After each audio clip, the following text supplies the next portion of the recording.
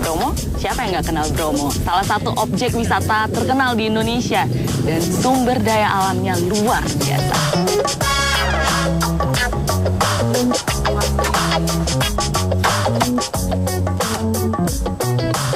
Jadi dulu sebelum ada beras, makannya memang nasi ini ya Bu ya?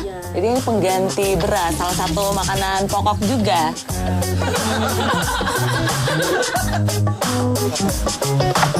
Lebahnya terbang-terbang, tapi ini lebah kelanceng. Jadi nggak nyengat lebahnya. Ini madunya manis sekali.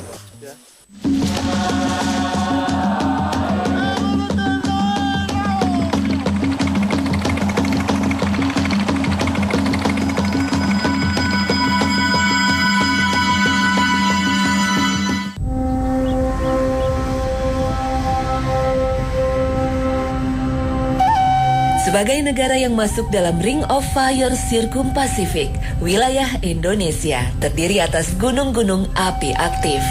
Keberadaan gunung api ini membentuk pola perilaku masyarakat di sekitarnya, tidak terkecuali masyarakat Tengger. Bromo Tengger, salah satu di antara jajaran gunung api di Indonesia yang terbagi menjadi 4 kabupaten di wilayah Jawa Timur. Ini memang kebiasaan masyarakat suku Tengger, jadi kalau lagi dingin seperti ini di bawah kaki gunung, ngangetin badan, minum teh, terus ada bara di sini. Udah matang kakinya belum Pak? Belum matang kakinya. Memang Bromo sangat penting bagi masyarakat suku Tengger karena dari segi religinya masyarakat suku Tengger sendiri banyak yang menganut agama Hindu. Jadi di sana mereka tempat beribadah, ada pura juga di sana. Kemudian dari segi pariwisata juga, Bromo, siapa yang nggak kenal Bromo? Salah satu objek wisata terkenal di Indonesia dan sumber daya alamnya luar biasa. Tak ada yang memungkiri kehangatan dan keramahan masyarakat dari gunung dengan ketinggian 2.329 meter di atas permukaan laut ini, yang seolah bersinergi dengan pesona bentang alamnya. Luasnya lautan pasir serta 4 pundan gunung yang mengitari kaldera lava Bromo menjadi karakter khas yang hanya dimiliki oleh Bromo. Tak heran jika Gunung Bromo masuk dalam salah satu bagian World Heritage dan menjadi destinasi wajib bagi wisatawan asing maupun domestik.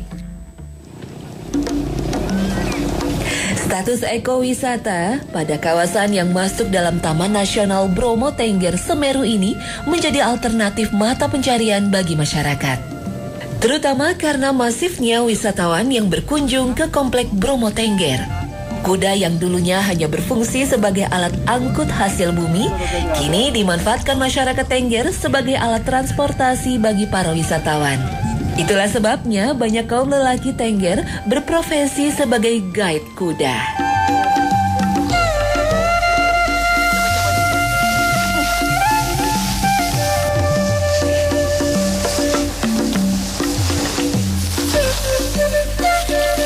Nah, biasanya kalau bapak-bapak suku Tengger lagi di kaki Gunung Bromo, ngojekin kuda, ibu-ibu kegiatannya seperti ini nih.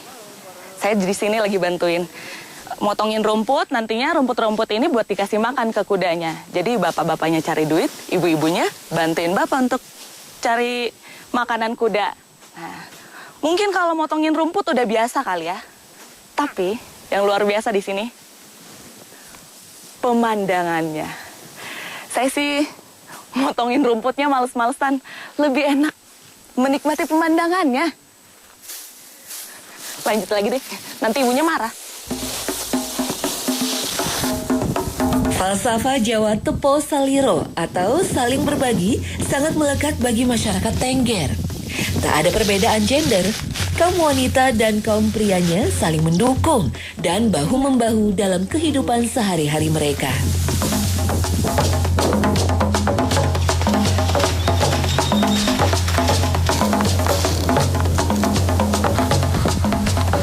Masyarakat Tengger juga sadar akan pentingnya menjaga keseimbangan antara alam dan manusia.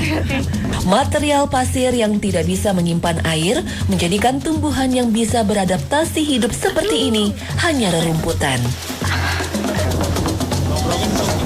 Ibu setiap hari Bu begini apa seminggu berapa kali gitu? Iya, setiap hari. Setiap hari? Iya, Sehari berapa kali Bu? 2 kali.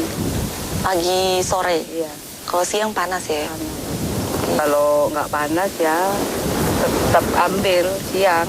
Kalau hujan gitu? Kan tetap ambil. Nggak ada liburnya? Nggak ada. Kalau libur kan nggak makan nanti.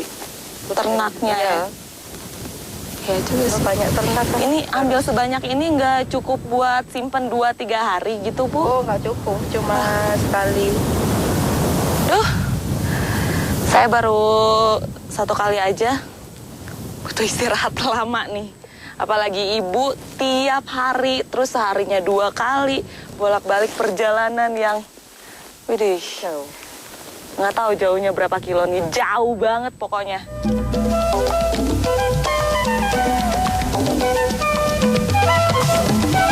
Sejarah mencatat, kuda merupakan hewan peliharaan yang sangat berperan dalam perkembangan kehidupan manusia. Sudah berabad-abad lamanya, hubungan interaksi manusia dengan kuda difungsikan sebagai alat transportasi yang tangguh di segala medan. Di samping-samping.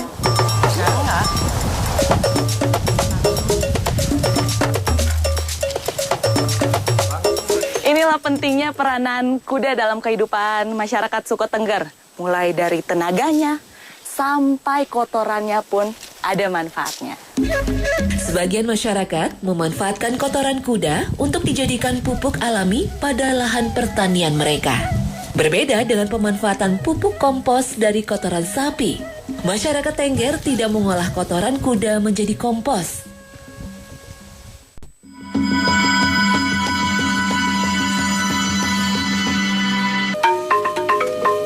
Di balik keberadaan Gunung Bromo yang masih aktif, sisa-sisa abu vulkanik justru memberikan kesuburan tanah perkebunan bagi masyarakat Tengger. Deretan ladang dengan aneka rupa tanaman tumbuh subur di sebagian wilayah lereng dan Bukit Bromo. Kalau ngomongin soal jagung atau ngelihat jagung, pasti di pikiran orang-orang tuh ini makanan yang Indonesia banget. Bahkan mungkin ada yang berpikir bahwa ini makanan deso. Tapi sebenarnya jagung itu sejarahnya awalnya tanaman dari Amerika Selatan dan Amerika Tengah. Jagung merupakan makanan pokok masyarakat di Amerika. Nah, kalau di sini kita sebagai pengganti nasi nih kalau di Indonesia. Di Indonesia sendiri, tanaman ini biasa dibudidayakan oleh para petani di daerah pegunungan. Jagung akan tumbuh baik pada suhu sekitar 25 sampai 27 derajat Celcius. Walaupun jagungnya sama sekeluarga semuanya, tapi dalamnya beda-beda nih. Dan fungsinya juga beda-beda. Kalau yang kecil-kecil seperti ini masih muda dibikin sayur ya Bu ya? Ini dibikin sayur, kemudian yang ini setengah tua. Tuh, warnanya lebih kekuningan, terus ada merah-merahnya. Ini bisa buat dibakar. Kemudian yang ini nanti yang mau kita olah yang ini ya Bu ya? Buat nasi. Yang sudah tua untuk nasi jagung. Semua bagian mau masih muda, tua, Ya, mau kulit, mau batang. ya manfaat. Kalau panas-panas dan apa tuh haus ya Mbak, ini bisa Capek di dikupas, ladang. ya, dikupas. Heeh. Ini, nah seperti ini. Terus Ini ada airnya. bisa dimakan. Jadi seperti tebu, Bu. Ya seperti tebu. Coba saya mau coba. Nah, gitu. Saya mau coba, ibunya nyoba duluan. Rasa apa, Bu? Iya, tapi enggak manis. Ini kan contoh. Tapi yang Nah, manis ya Mbak.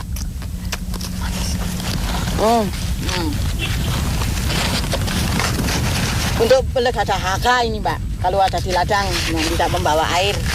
Airnya banyak ternyata. Iya. Dan rasanya Kalau yang enak ya.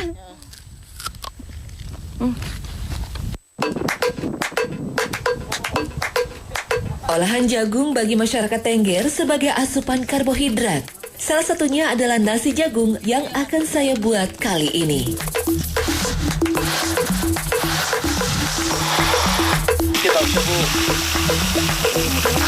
Meski jagung memiliki kandungan karbohidrat yang lebih rendah ketimbang nasi, namun kadar proteinnya justru lebih tinggi. Kandungan protein nabati pada jagung baik bagi tubuh bila dibanding protein hewani.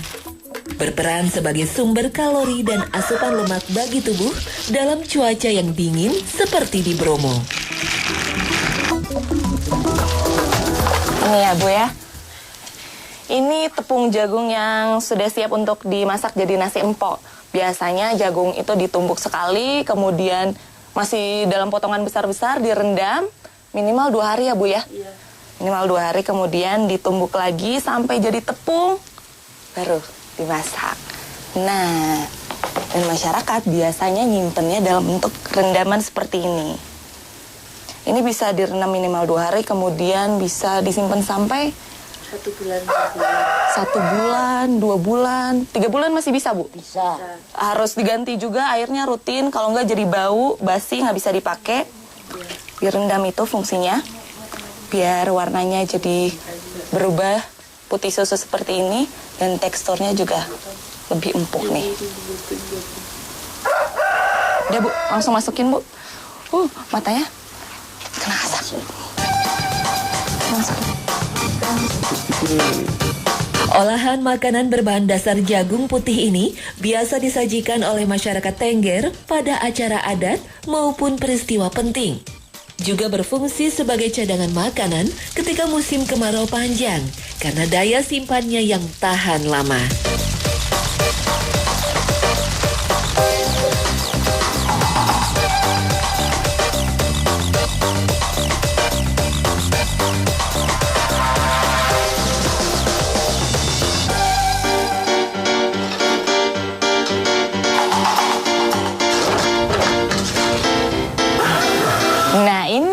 Namanya nasi empok.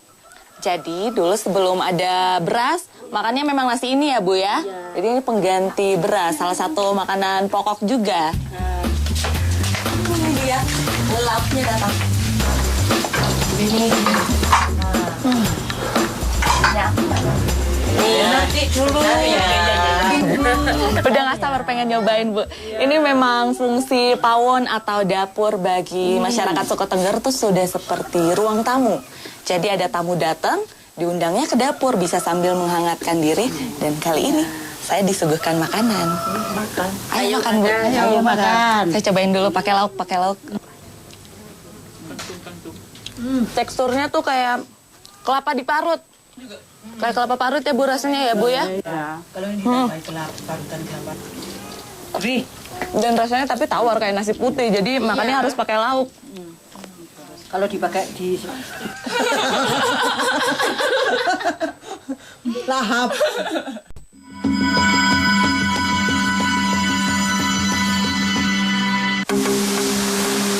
Wilayah Bromo Tengger Semeru memiliki ekosistem yang variatif, mulai dari lautan pasir, savana, hingga hutan hujan yang cukup lebat.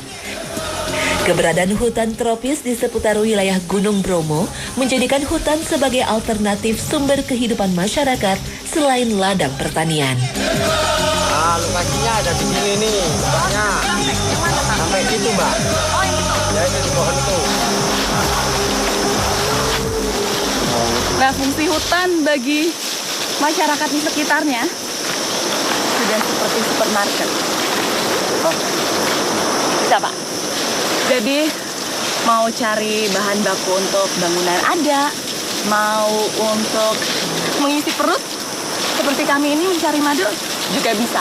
Semuanya sudah disediakan oleh alam. Ada lagi Pak?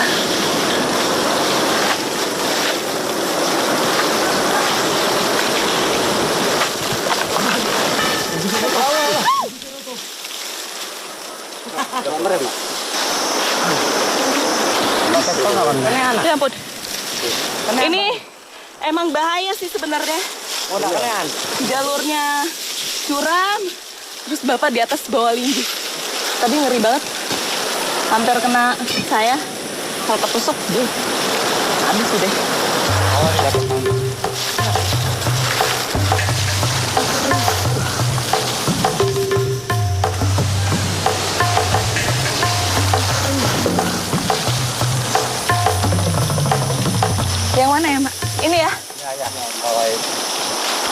Oh, yang putih-putih? Kelihatan kan? Lebahnya terbang-terbang.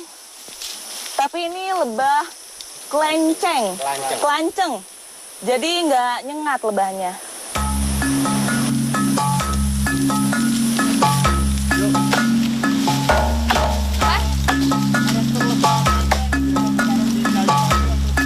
Ini memang karakter lebah kelanceng ini bersarangnya bukan di luar dahan-dahan atau batang pohon, tapi di dalam batang pohonnya, di dalam kayu. Bisa juga di dalam batu ya Pak ya? Ya, bisa. Jadi kalau di batu lebih susah lagi sepertinya. Ini aja kita udah susah, Bapak mukulin pakai kapak, saya juga posisi untuk nungguinnya agak-agak sulit. Karena kalau mendekat, bisa bahaya kena kapak. Ini udah mulai kelihatan ya? Udah keluar tuh. Meski dikenal tidak menyengat, lebah yang hanya hidup di daerah beriklim tropis ini mempunyai sistem pertahanan diri dengan memproduksi getah propolis serta menggigit makhluk hidup yang mengganggu keberadaan sarangnya. Selain sebagai media pertahanan, getah propolis lebah Trigona sp juga berfungsi sebagai petunjuk sarang koloni. Getah propolis lebah ini biasanya terbuat dari material getah pohon di mana mereka bersarang. Kata Bapak kan nyengat. Tapi Bapak-bapak ini hebat loh, walaupun jalur hutannya udah susah muter-muter, saya ngelihatnya semua pohon sama aja. Di mana sarangnya? Ternyata Bapak-bapak dari pagi tuh udah pas ada matahari udah bisa lihat ya Pak? Ngelihat di pinggir air terjun biasanya kalau lebah minum, Bapak-bapak ikutin tuh pas lebahnya pulang. Jadi tahu sarangnya di mana. Lebah kelanceng berbeda dengan lebah jenis Apis dorsata yang hanya diambil madu serta royal jelly-nya. Lebah ini diburu karena menghasilkan produk utama yaitu madu, serbuk sari atau bee pollen, dan propolis yang berkhasiat bagi kesehatan tubuh. Cobain Pak.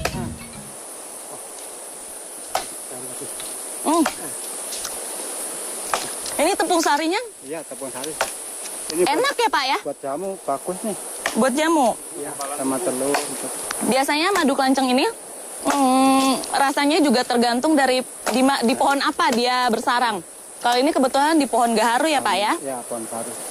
Rasa tepung sarinya kalau di mulut itu teksturnya seperti kuning telur.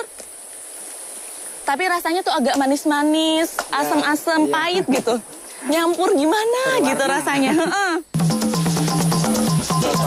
Tingkat produksi bee pollen lebah kelanceng lebih tinggi daripada lebah jenis Apis dorsata. Karena lebah Trigona tidak memproduksi royal jelly sebagai bahan pangan larva mereka, melainkan bee pollen.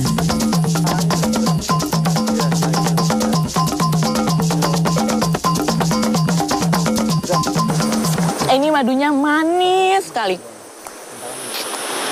Caranya juga, saya pikir tadinya bakal dikeluarin, kemudian diperes di luar, ternyata Ya, nanti langsung diperes di pohon ya Pak ya. Nanti disaringnya baru di luar ya Pak ya.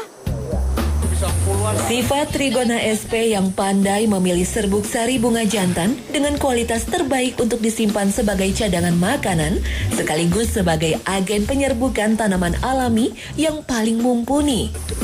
Maka seringkali lebah Trigona sp menjadi indikator lestarinya lingkungan hidup. Berbeda dengan lebah kelanceng ini memang beda dengan Apis dorsata atau lebah yang gede yang nyengat itu ya Pak ya. Karena kalau lebah besar mereka mencari makannya juga bisa jauh dalam radius puluhan kilometer. Tapi kalau lebah kelanceng karena ukurannya kecil, dia mencari makan cuma dalam radius kurang lebih 1 kilometer. Dan ini kelihatan nih. Dan tadi saya nyobain. tapi madunya itu enggak berapa banyak, Mbak. Madunya banyak, rasanya manis. Itu artinya ekosistem di sekitar sini masih sangat terjaga dan masih sangat baik. Masyarakat Tengger sadar betul akan pentingnya menjaga ekosistem serta keselarasan hubungan antara manusia dengan alam. Falsafah Hindu dan Jawa yang begitu melekat dalam keseharian hidup membentuk perilaku yang lebih bijak terhadap alam.